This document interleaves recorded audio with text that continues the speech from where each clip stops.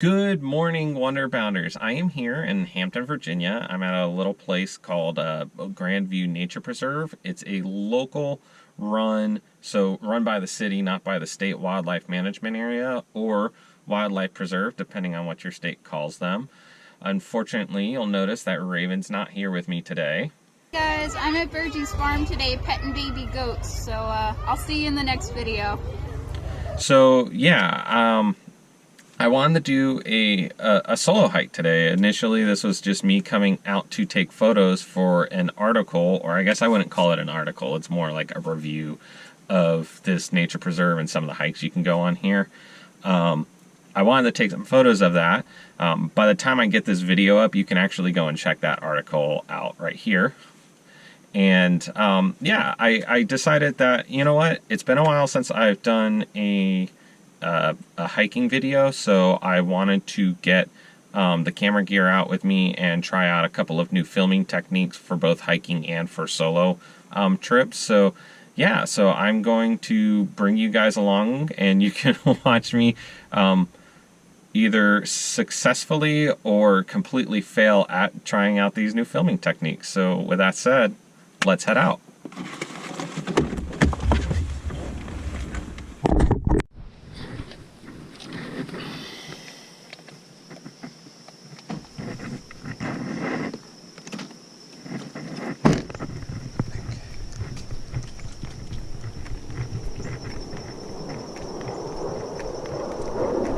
And there are... So we're actually near Langley Air Force Base, so you're going to hear a lot of F-22s going by. But we also might get lucky and see one.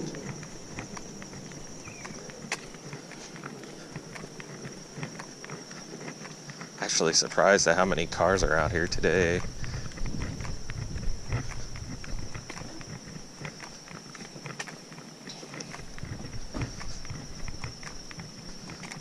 When Raven and I came out here earlier this week, it was actually storming, and it was about 5 o'clock in the afternoon.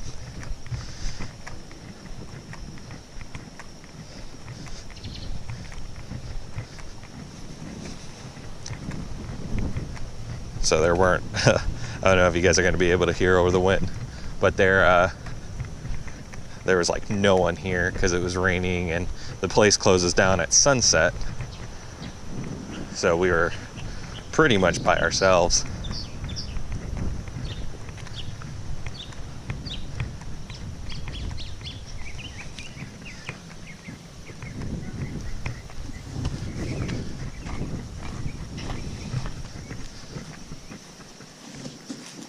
Actually read some of these signs today.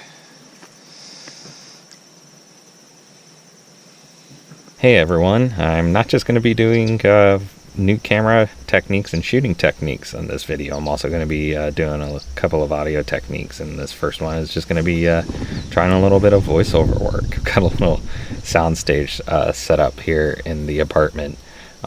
Nothing super fancy. It's actually just a really thick blanket in our closet. So hopefully the audio quality comes out good when I edit this all together. But I figure I could break up the monotony of the video with some of the boring parts where I'm just walking and not talking with some voiceover. Just talking about some of the interesting facts that I found out about things in the area, or about the area itself. And so coming into the park, you'll see that I'm walking past a bunch of these information signs. It's kind of almost like a city park than it is a nature preserve, at least at this point. And yeah, it has all these signs that the region has actually set up to talk about the history of Fox Hill. Something that's not part of this hike is there's actually an area where an old lighthouse used to be. The lighthouse is since gone, but you can actually go, and that actual spot is still considered a historical landmark, so there's no houses on it or anything.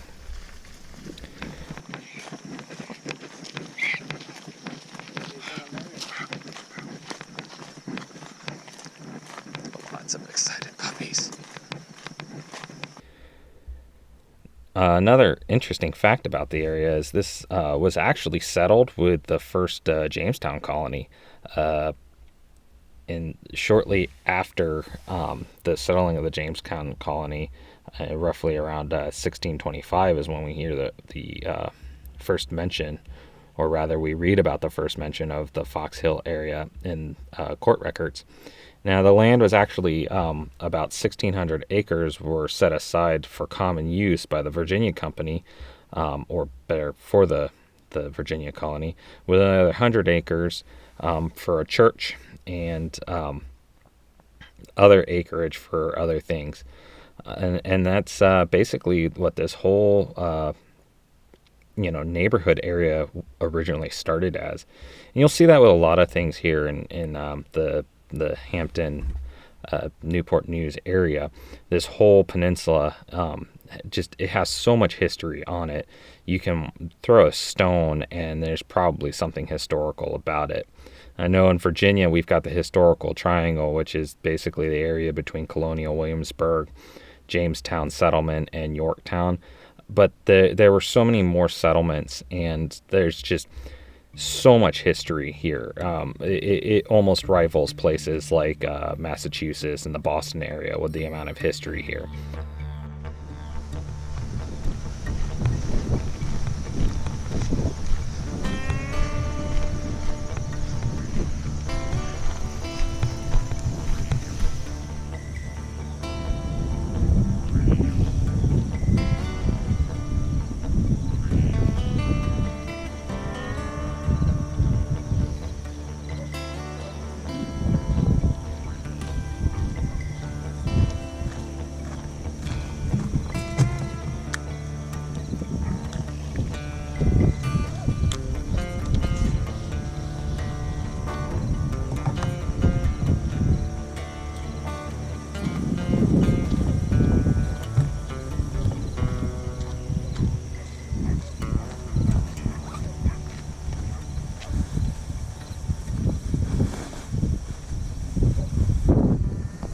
With the wind a little bit chillier than I thought it was, so I'm gonna take a moment here to actually put my jacket on.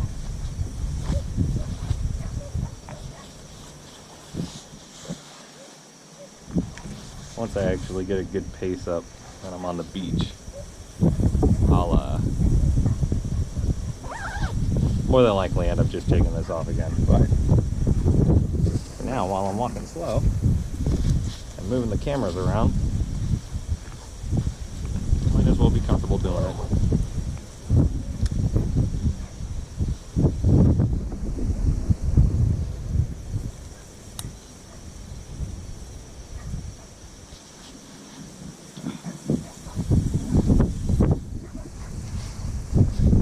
Nice and toasty.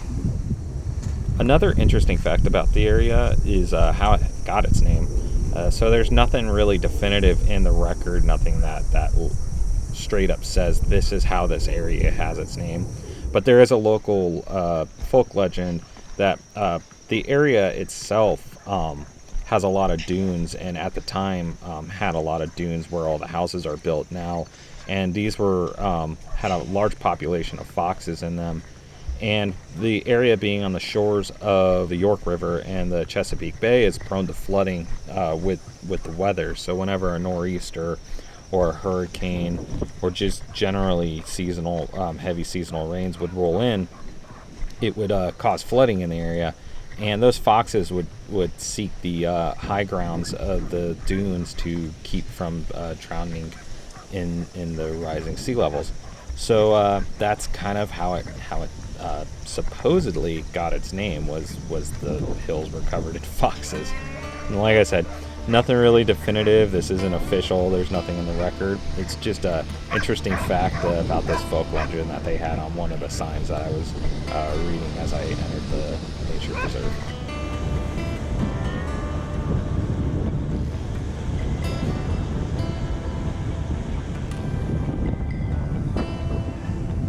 Well, as you can see, there's a reason this place is called Grandview. Go ahead and swing the camera around real quick so you can see.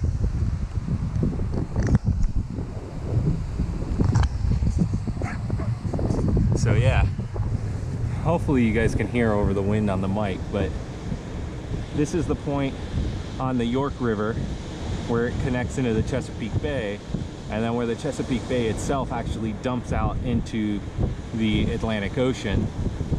Now, if we just went up this way a little bit over here, the river actually curves back, and about 5 miles down the shoreline is actually Fort Monroe, where we normally do a lot of our casual hikes. But when you're standing at Fort Monroe, you've got Norfolk Naval Base, you've got Willoughby Spit, you've got the Hampton Roads Bridge Tunnel, and you also got a lot of shipping traffic, so big cargo ships, and those are cool to look at. But when you're actually out on a nature hike, it kind of disrupts the view a little bit, I guess.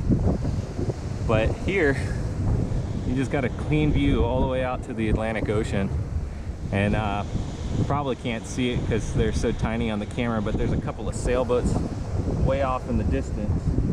And then back the beach up this way, we've got a guy flying a kite. And that's actually the way we're gonna walk. I can only walk so far down this way because that's where you get into the actual housing community of Fox Hill. So, with that said, let's get back on the trail and start heading up the beach. I've got a lot of hiking to do today. So I'm going up to a place called Factory Point, which is about 2.5 miles from here. So let's go.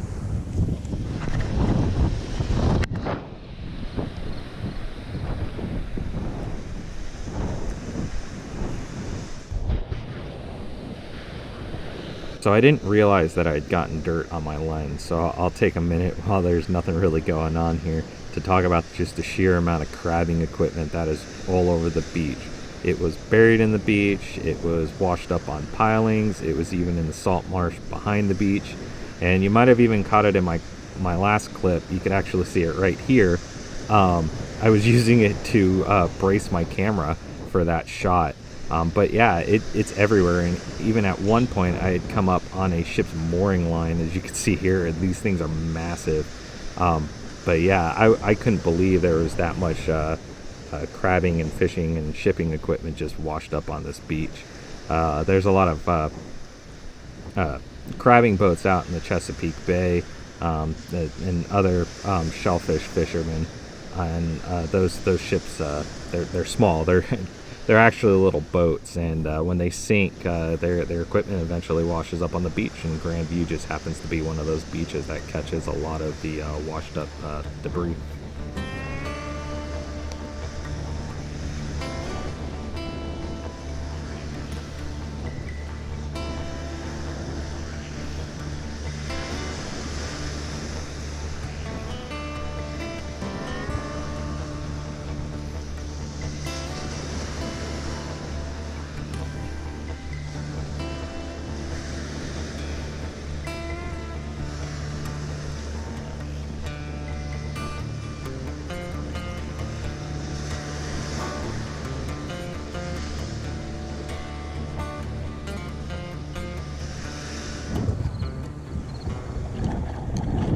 So, I've been walking on kind of the surf zone area where this water's compacted the sand because it's a little bit easier to pack on, or it's a little bit easier to walk on than this powdery stuff.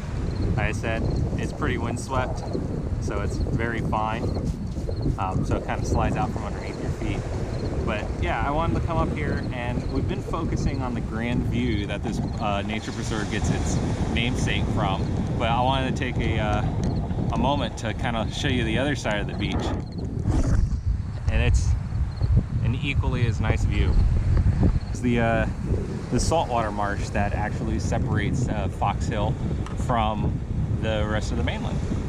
But anyways, hope you guys enjoyed that view. I'm gonna get back on hiking because I've got a ways to go.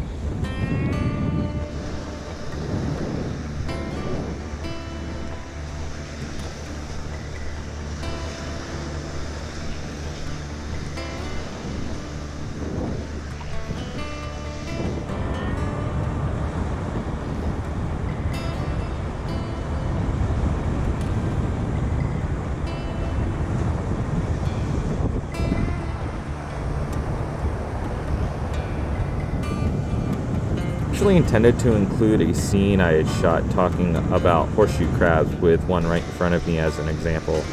Unfortunately, I didn't bring my notes with me, and I ended up misquoting several facts about the horseshoe crab. This is why you always bring your notes, because now I have to do this entire section as a voiceover.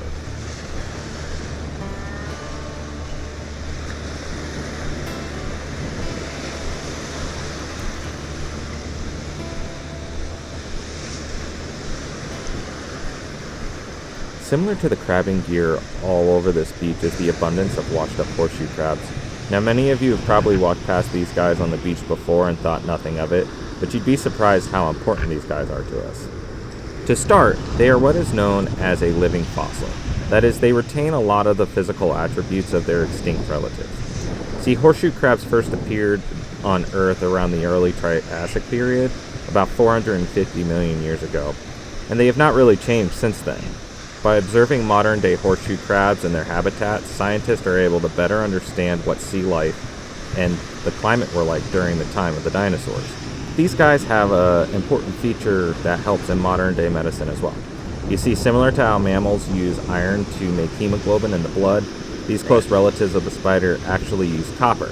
This hemocyanin is critical to the development of vaccines. Even the various COVID vaccines in development right now are using samples of horseshoe crab hemocyanin in their development. This is what makes the conservation of this largely disregarded species so important. Currently, there are only 4 living genuses of horseshoe crab in the world, and of those, one is already listed as endangered, with the North American variety being listed as vulnerable. So we've got these breakwaters out here on this little spit of land where it curves around. That's Factory Point. So Factory Point is this little peninsula that juts out, similar to Willoughby Spit down in Norfolk. And it protects the waters of Gosnell Bay, making it nice and calm, same way Willoughby Spit does to the Chesapeake Bay. Now, the spit itself was actually washed out a few years back, and the Department of the Interior came in and actually rebuilt it because it actually protects all this wetland over here, as well as helps in a small bit to protect the wetlands up at Plumtree National Wildlife Refuge on the other side of the bay.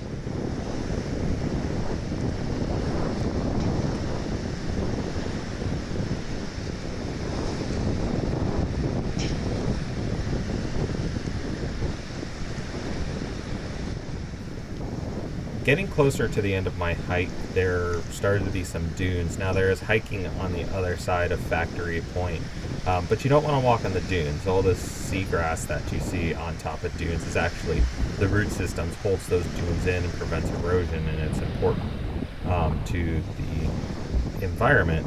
So I ended up using this access point that you can see here to cross over onto the backside of Factory Point, where you can see part of the wetlands with these little tidal pools.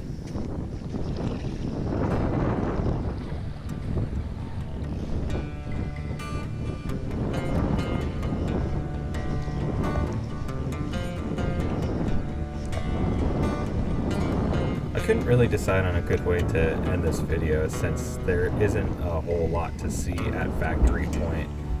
Just a couple of boats that you can see over to Plumtree Island Wildlife Refuge. So I'll just leave you with this last bit of the hike here. If you like this style for our Adventures Near You videos, let us know down in the comments below. As always, show your support by hitting that like button and make sure to subscribe so you don't miss out on any of our other videos. Also, make sure to go check out our Patreon page if you have a chance. And until next time, get out there and keep exploring.